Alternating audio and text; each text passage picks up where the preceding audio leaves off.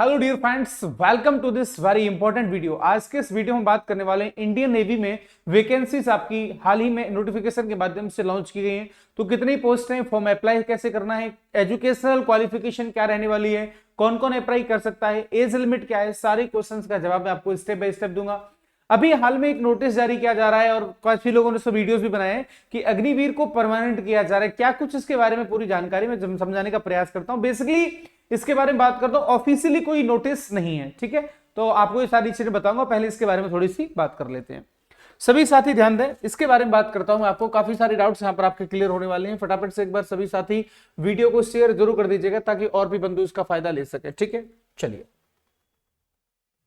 क्या कुछ खास है आपके लिए इस नोटिस के माध्यम से और ये वैकेंसीज कौन कौन इसमें मतलब इस पोस्ट पे अप्लाई कर सकता है, उन सभी के बारे में चर्चा करेंगे, ठीक है दोस्त। चलिए, तो सबसे पहले मैं आता हूं इधर, आपको समझाने का प्रयास करता हूं एक्चुअल में आपके किस तरह की नोटिफिकेशन जारी किया गया है और क्या कुछ खास है, इन सभी चीजों पर चर्चा करेंगे। पॉइंट नंबर 1 आपका ये बनता है कि सर एक्चुअल में इसके लिए एलिजिबिलिटी क्राइटेरिया क्या है। क्वेश्चन नंबर 1 आपका ये बनना चाहिए कि कौन कौन अप्लाई कर सकता है, राइट। चलिए, एलिजिबिलिटी कंडीशन की बात करते हैं तो online applications are invited for unmarried male. ध्यान दीजिएगा, if you are married then you are not suppose to apply for it.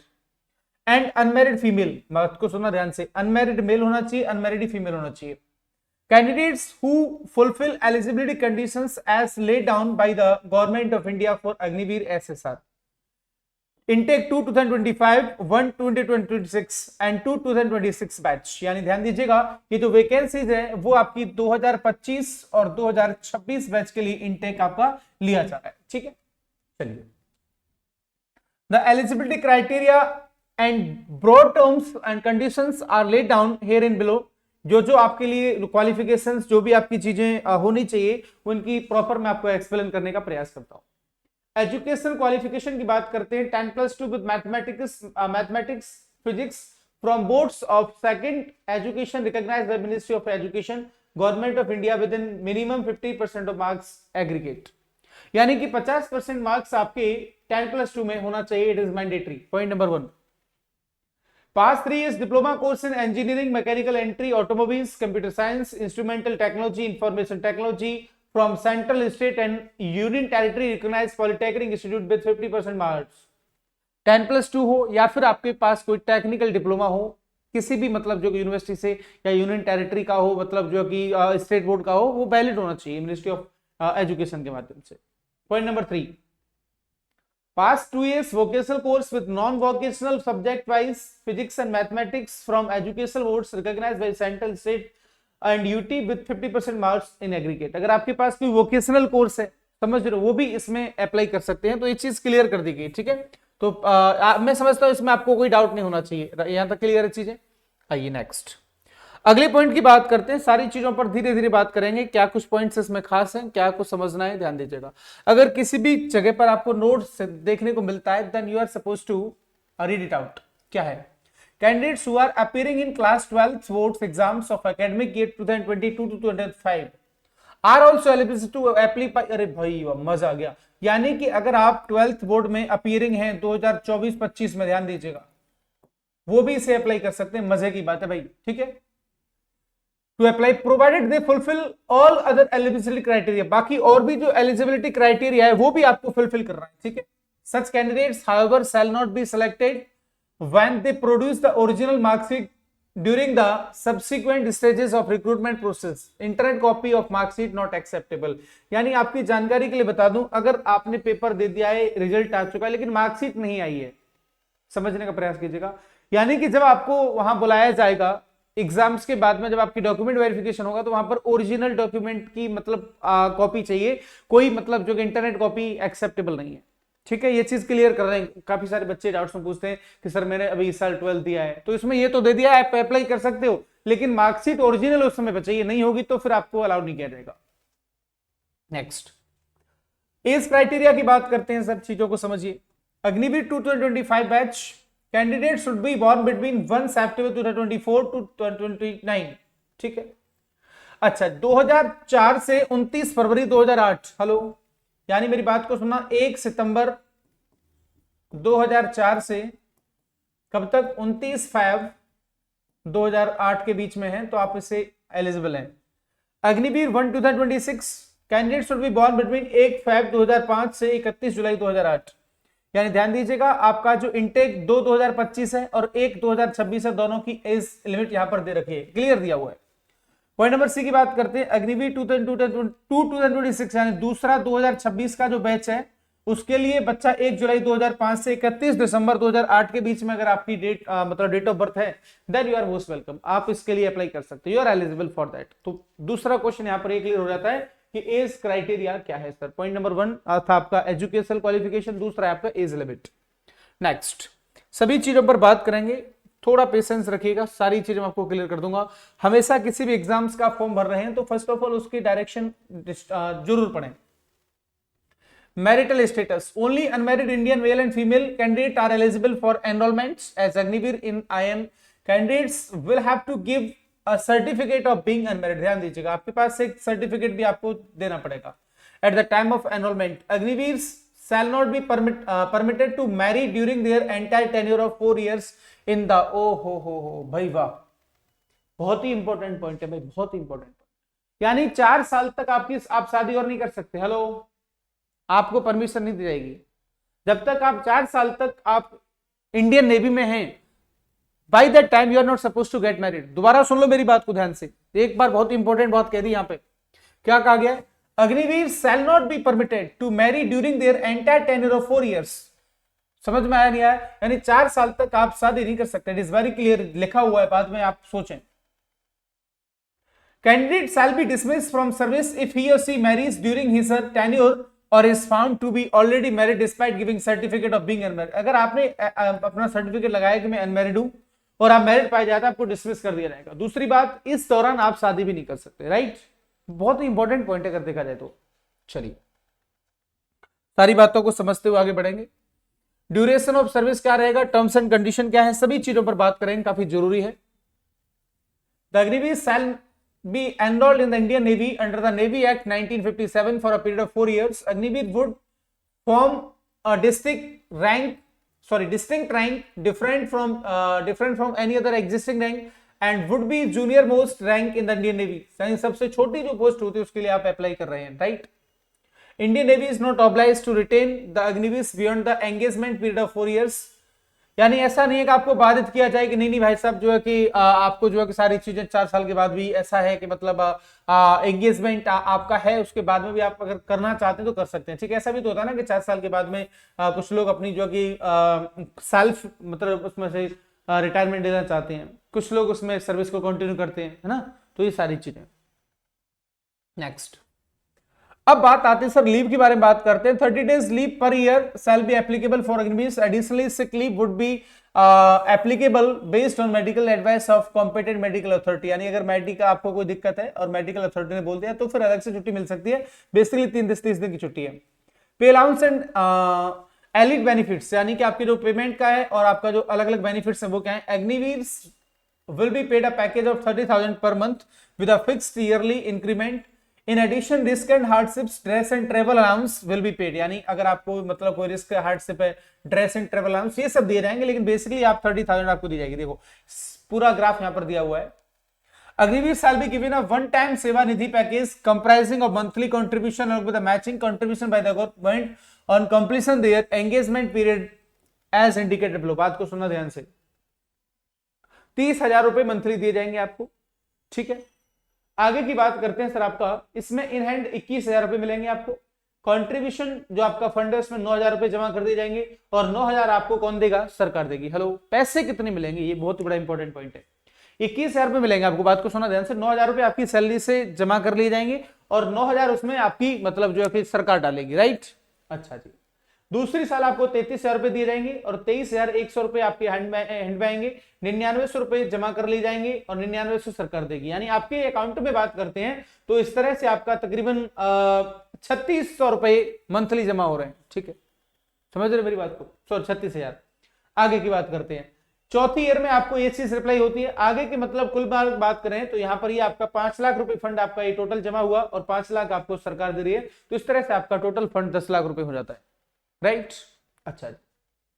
आगे चले, सारी बातों को समझते हुए, ये थोड़ा इंपॉर्टेंट पॉइंट है भाई। देखो आपको पता होगा कि मतलब आप नौकरी भी कर रहे हो तो पैसे के लिए कर रहे हो भाई, समझ रहे हो, पैसे वैसे की बात क्लियर कर लेनी चाहिए, भारत सरकार हो या प्राइवेट गवर्नमेंट हो, कुछ भी हो। चलो अब बात को सुनते, यहां पर चीज मतलब नेक्स्ट पॉइंट क्या है, there shall be no entitlements to gratuity and pensionary benefit. Life insurance cover, Agniveer will be provided non-contribution life insurance cover for rupees 40 lakh or for duration of their engagement period. बात को सुना ध्यान से, 48 लाख तक का आपका जो इलाज है वो भारत सरकार करवाएगी, कब, केवल 4 साल तक के लिए। हेलो, 4 साल तक के लिए 48 लाख रुपए तक का आपको इंश्योरेंस दिया जाता है। डेथ कॉम्पेंसेशन, इसमें आपको 48 लाख वन टाइम एक्सग्रेशिया मिलता है अगर आप 4 ईयर के ड्यूरिंग आप अगर जो है कि आपकी मृत्यु हो जाती है तो। डिसेबिलिटी कॉम्पेंसेशन 100%, 75-50% ये दिया जाएगा अकॉर्डिंग टू उसके मतलब कितना आपका जो है कि डिसेबिलिटी है, राइट। चलिए अब बात करते हैं थोड़ी सी काम की, ये सारी चीजें उम्मीद करता हूं आपको समझ में आ गया होगा। अब चीजों को समझने का प्रयास करते हैं, मसला क्या है, ठीक है। चलो यहां पर आता है सर नेक्स्ट पॉइंट, चीजों को समझने का प्रयास कीजिएगा। सिलेक्शन प्रोसेस क्या है, ये सारी बातों पर अपन चर्चा करेंगे, काफी जरूरी है। Application window for Agniveer stage first INET 2025 और 126 यानी मेरी बात को सुनना ध्यान से, यानी एक तो आपका तकरीबन बात करते हैं आपका 2 और 2025 के लिए, एक 2026 और एक 2026, तीनों के लिए क्या मसला है, यानी 29 मार्च से 10 अप्रैल तक आपका अवेलेबल रहेगा। करेक्शन विंडो आपके 14 से 16 अप्रैल तक खुली रहेगी। और अगर बात करते हैं 25 मई का आपका स्टेज 1 और रिजल्ट डिक्लेरेशन आपका कब होगा, 25 मई को आपका जो है रिजल्ट क्लियर हो जाएगा। स्टेज 2 की बात करते हैं, shortlisting and issue of call up letter, call letter कब आएगा सर, आपको जून 25 को आ जाएगा। सेकेंड स्टेज का आपका जो है कि 2 फरवरी से मतलब जो है कि बात करते हैं सॉरी 2025 वाला 25 जून को आ जाएगा। Induction at Chilka of for Agniveer training की बात करते हैं तो 25 सितंबर। स्टेज सेकंड, ये सारी चीज आपको ऑलरेडी दी हुई है। स्टेज 3 का कब क्या है, ये सारा मसला, ठीक है। अच्छा जी, अब कुछ बात जरूरी है उसको जानने का प्रयास करते हैं। ये तो हो गया आपका कब बुलाया जाएगा, क्या सारी चीजें। नेक्स्ट पॉइंट जो और भी ज्यादा इंपॉर्टेंट होता है, चीजें समझने का प्रयास करते हैं, ध्यान दीजिएगा, ठीक है सभी साथी, ध्यान दीजिएगा। इंडियन नेवी एंट्रेंस टेस्ट, यानी कि सबसे बड़ा पॉइंट, सबसे बहुत ही महत्वपूर्ण, यहां से आपकी शुरुआत होती है। ये पैसे वैसे सब बाद की बात है, लेकिन यहां से प्रोसेस नहीं गुजरे तो फिर चीजें कैसे होंगी। The question paper will be computer based with a total of 100 questions each carrying 1 marks, यानी 100 क्वेश्चन होंगे और प्रत्येक क्वेश्चन 1 मार्क का होगा। The question will be bilingual, Hindi और इंग्लिश में होगा। Objective task multiple choice questions रहेंगे, जिसमें आपके subject English, science, mathematics and general awareness, ये 4 सब्जेक्ट आएंगे। The standard of questions will be that of 10+2 syllabus, यानी कि 10+2 के बारे में बात करते हैं तो यहां से आपका 10+2 का सिलेबस रहेगा। Candidates are required to pass in all sections as well as aggregate, यानी समझ में ध्यान दीजिएगा, सारे सेक्शन में आपको पास होना जरूरी है। Penalty for wrong answers, candidate should note that there will be penalty negative marking for wrong answers given by candidate. There are 4 options which a wrong has been given by the candidate, 1/4 यानी कि 1/4 की आपकी negative marking, आप ऐसे समझ लीजिए, बात खत्म, ठीक है। चलिए, the Indian Navy reserves the right to conduct shortlisting of the candidates based on marks obtained in qualifying examination 12th and 10th board in case of extraneous circumstances resulting in non-conduct of INET examination, ठीक है। चलिए, examination फी का process क्या है, इसके बारे में थोड़ी सी बात करना काफी जरूरी हो जाता है। फी का मसला क्या है वो थोड़ा समझिए। चलिए, एन एग्जामिनेशन फी ऑफ ₹550, ये तो पैसे बढ़ा दिए भाई, पहले तो इतना नहीं था, क्यों भाई फॉर्म की फीस इस बार बढ़ गई है, ठीक है। चलिए 550 ओनली प्लस 8% GST, और तेरी लो जी, ये थोड़ा सा मैं इसके मतलब जो है कि पक्ष में नहीं हूं कि इस पर भी GST ठोक दिया, समझ रहे हो। पहले इसकी फीस 100 रुपीज हुआ करती थी, समझ रहे हो। चलो आगे की बात करते हैं। 550 rupees plus 8% GST has to be paid by the candidate during the stage application through online mode by using a net banking, Visa, Mastercard, Rupee card, credit, debit, कुछ सब कुछ acceptable है, UPI. Admit card will be issued for the examination only to those candidates who have successfully paid the examination fee. बात सुनना ध्यान से, कोई ये सोचे मैंने फॉर्म भर दिया लेकिन तब तक फी नहीं कट जाएगी, उनका मतलब जो कि एडमिट कार्ड नहीं आएगा, बोल दिया clear. Fee one paid shell not be refunded, देख रहे हो एक बार अगर फी कट गई तो मतलब किसी भी कंडीशन में भाई साहब मतलब जो है कि मतलब वापस नहीं की जाएगी। Candidates found to have registered multiple times would be rejected and debarred from an examination. Reimbursement of the exam fee would not be carried out in such case. अगर कोई मल्टीपल मतलब पोस्ट के लिए अप्लाई करता है अलग अलग पैसे काट के, तो वो ऐसा नहीं है कि आपको बोले कि सर मैंने तो 3 के लिए अप्लाई किया, 2 का तो पैसा लौटा दो, नहीं ऐसा नहीं है, उसको कैंसिल कर दिया जाएगा। यस, कभी कुछ ये सारी चीजें मेरे को बतानी थी आपको। उम्मीद करता हूं कि ये मतलब वीडियो आपके लिए काफी ज्यादा हेल्पफुल रहा होगा, और ये मतलब आपको कैसे अप्लाई करना है, क्या सारी चीजें हैं, पैसे वैसे क्या हैं, वो सारी चीजें आपको इसमें ऑलरेडी दे रखी हैं। उम्मीद करता हूं कि चीजें आपको समझ में आई होंगी। और देखो भाई, हालांकि ये नेक्स्ट पॉइंट है, एक बार क्लियर कर देता हूं आपको, ये थोड़ा सा फिजिकल से रिलेटेड है। आइए जानने का प्रयास करते हैं फिजिकल स्टैंड क्या है। यानी 6 मिनट 30 सेकंड्स में आपको जो है कि बात करते हैं स्क्वाट्स यानी बैठक, उठक बैठक बोलते हैं इसको, 20 है, फीमेल के लिए 15 है। पुशअप्स की बात करते हैं मेल के लिए 15, ये 10 आपकी फीमेल के लिए। नी के सेटअप्स की बात करते हैं, मेल के लिए 15, फीमेल के लिए 10 है। Proficiency in sports, swimming and extra curricular activities is desirable, यानी कि अगर आपके अंदर कोई प्रोफिशिएंसी है तो डिजायरेबल है ना, बाउंड नहीं है। अच्छा, रिटन एग्जाम्स, चलो भाई, the stage second written exam will be conducted only for those candidates who qualify the PFT. The details of second written exams are as follow. The question paper will be comprised of 100 questions, 6 marks. इसमें आपका Hindi English में रहेगा, 4 section रहेंगे, मैं आपको already बता चुका हूं, बात खत्म। तो ये सारी चीजें आपको मेरे को बतानी थी। उम्मीद करता हूं ये वीडियो आपके लिए काफी ज्यादा हेल्पफुल और इंटरेस्टिंग रहा होगा, और ये सारी बातें आपको जानकर अच्छा लगा होगा। तो ये आपकी जो कि फॉर्म कब से अप्लाई होंगे, क्या सारी चीजें हैं, वो सारी चीजें आपको बता चुका हूं।